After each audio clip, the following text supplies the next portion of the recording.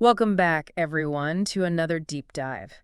This time, we're exploring a book it sparked a lot of conversation, that's for sure. Yeah, Conversations with God. Conversations with God by Neil Donald Walsh.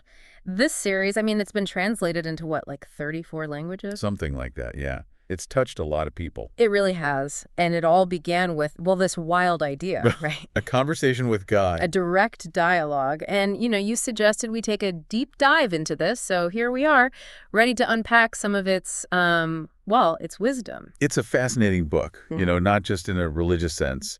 It really grapples with those big life questions we all have. Right. And Walsh, he doesn't shy away from the personal stuff either. Not at all. 5 marriages, 9 kids. He was searching. Really searching, yeah. And when Conversations with God came about, it really did transform his life.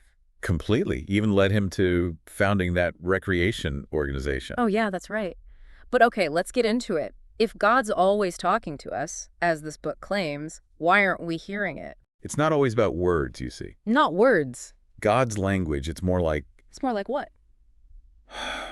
Well, how do you describe the taste of chocolate to someone who's never tasted it? Oh, okay, I get it. Words they fall short sometimes. Right. So it's more about experiencing life itself. Exactly. Those feelings, the insights, even those moments that kind of shake us up, Those shake you to your core moments. Exactly. That's God speaking. But, and maybe this is just me, but there's just so much noise all the time. It's like trying to, I don't know. Like trying to what?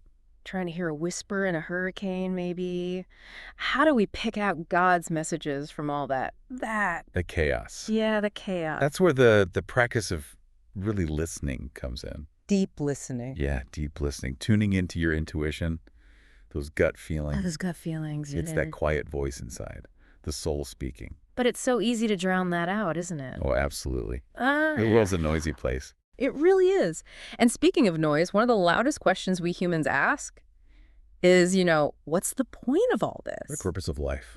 The purpose of life. Yeah. And Conversations with God, it has a unique take on that, doesn't it? Oh, yeah, it does. It turns it all upside down. How so? Well, imagine life isn't about passing some cosmic test or earning rewards. Okay, not a test. It's about remembering who you truly are. Remembering. Yeah. Like you already have all the answers inside you. That's a pretty radical idea. It is. We're divine beings, expressions of God, just forgetting who we are. So it's not about becoming something new. It's about uncovering what's already there. That's it. Your soul, it wants to take all those big ideas like love and joy and actually experience them. Turn them into something real. That's where the magic is. That is a beautiful way to put it. But, and here's where I struggle, fear gets in the way a lot, doesn't it? Oh, fear. Yeah, the book talks a lot about that, the whole fear versus love thing. It's like those are the two main forces at play, right? Exactly. Fear, it makes you small. It makes you want to hide. It's constricted. It tells you you're not good enough, not strong enough. That voice of doubt.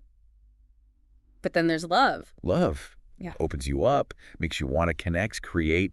It's expansive.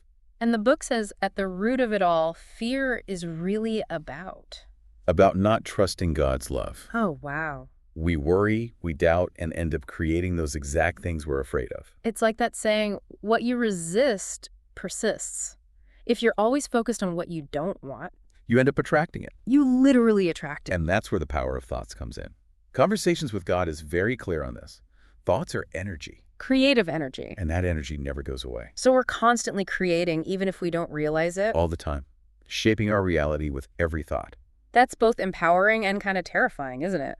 If our thoughts are that powerful. We better choose them carefully. Right. Conversations with God really hammers this home. We are always creating. Always creating. Through our thoughts and beliefs. Yeah. Even unconsciously.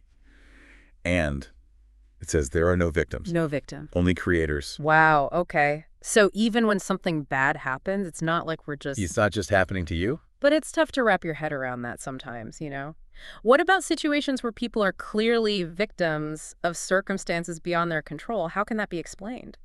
It's not about denying those situations or diminishing the pain. It's about recognizing that even in those moments, we still have a choice. A choice. In how we respond. So it's not about what happens to you, but how you react to it. Exactly. And that choice, it shapes your entire experience. Yeah. And that brings us to another big idea from the book. The whole concept of right and wrong. Yeah. It's not as simple as we often think, is it? Yeah, conversations with God really shakes things up when it comes to right and wrong. It almost feels like it gives you permission to, I don't know, make your own rules. It's not quite that simple, but it does make you question those labels, you know? Right and wrong, good and bad. Yeah, like those are just human ideas, not some universal law. So our values, our beliefs, they shape what we see as right or wrong. Exactly. What's right for one person might not be right for another. So does that mean there's no such thing as morality? No, no. It's more about looking beyond those labels. Yeah. Thinking about the why behind our The actions. motivations. Yeah, the motivations and the consequences. So instead of judging, we should try to understand. Exactly. We're all on this journey, making mistakes, learning as we go. It's about growth, not perfection. Right. You're not here to please some cosmic judge. You're here to experience, to create, to figure out who you really are. And that's different for everyone, right? Totally.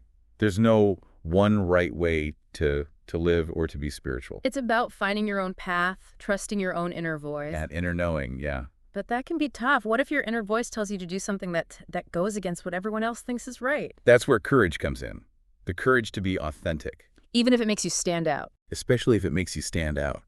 Conversations with God is all about personal responsibility, owning your choices. It's about that freedom to be yourself, no matter what. Exactly. And that's a big part of being a creator, which is what this book is all about.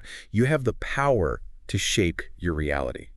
And speaking of that, remember those 3 fundamental laws it talks about? Oh, yeah, those were powerful. The first one was about our ability to be, do, and have anything you can imagine. That's the one that really gets me. Our imagination it's limitless. And it's not just some fluffy idea.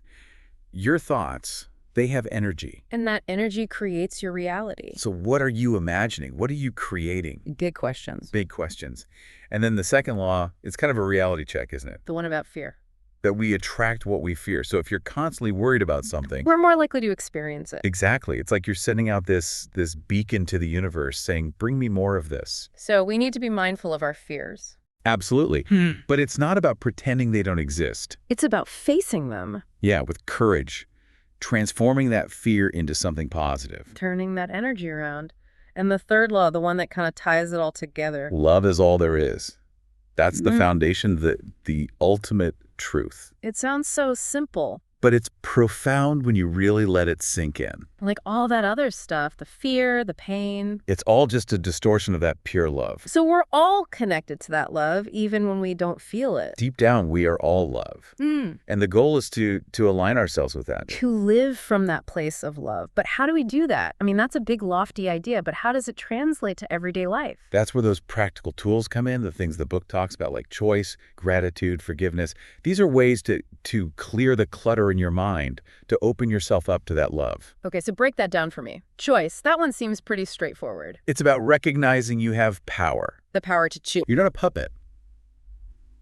You get to decide how you respond to things, even when they're tough. It's about taking responsibility for your reactions. And it's not just the big decisions, it's the little ones, too. Yeah, everyday stuff. Yeah, like, do you smile at that stranger or do you just walk by? Do you stop and appreciate the sunset or do you just rush on to the next thing? Those little choices, they add up. They create your life, moment by moment.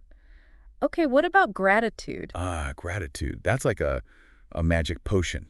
It attracts more good things. What are cracks like? When you're grateful for what you have, you're basically saying to the universe, hey, I'm ready for more. It's about focusing on the abundance, not the lack. And it changes the way you pray, too. How so? Instead of begging for things, you're celebrating what you already have. So it's not, please, God, give me this. It's more like, thank you, God, for all this. That's it. Gratitude shifts everything. And then there's forgiveness. That one's tough. It is tough, yeah. Especially when someone's really hurt you. It's easy to get stuck in that anger, that resentment. But Conversations with God says forgiveness is really about. It's about letting go of that pain for your own sake. So it's not about the other person. It's about freeing yourself. It's about choosing peace over bitterness. Exactly. And ultimately, it's about remembering that everyone, even those who hurt us, is divine. We're all connected. This makes me think about the idea of hell, how the book describes it. It's not some fiery place, right? No, it's more like a state of being. A state of separation from love. Exactly. And we create that hell for ourselves when we hold on to those negative feelings, When we don't forgive. when we don't choose love. But the good news is you always have a choice. You can always turn towards the light. You know, one thing that really struck me in conversations with God is this idea that there are no accidents. No coincidences. Yeah, it's like everything happens for a reason. It makes you look at things differently, doesn't it? It really does. I used to think, well, sometimes bad things just happen. You're in the wrong place at the wrong time, and that's it. Yeah. But conversations with God says even those events, they're not random. They serve a purpose Like we've chosen them somehow to learn and grow from. on a soul level, yeah. It's a big shift in thinking. It is, but it can be really empowering. Because instead of feeling like a victim, you start to see those tough times as Opportunities. to become stronger, wiser. It all comes back to that idea of being a creator. Right. If we believe we're just at the mercy of fate, we give up our power. But if we believe we're creating our reality, Then we can shape those experiences, even the hard ones. exactly. It's like you're writing your own story. And those tough chapters, they make the story richer, more meaningful. They force you to dig deep, discover your strength, It's almost like there's a guide leading us through it all. a higher purpose unfolding. Even when we can't see it. That's where faith comes in. Trusting that even when things are tough, there's a reason for it.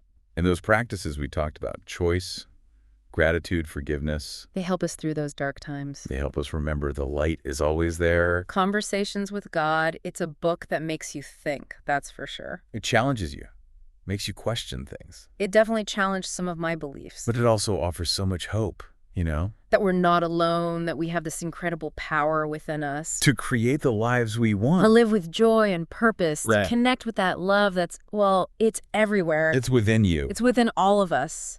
So as we finish this deep dive, the question is, what will you create?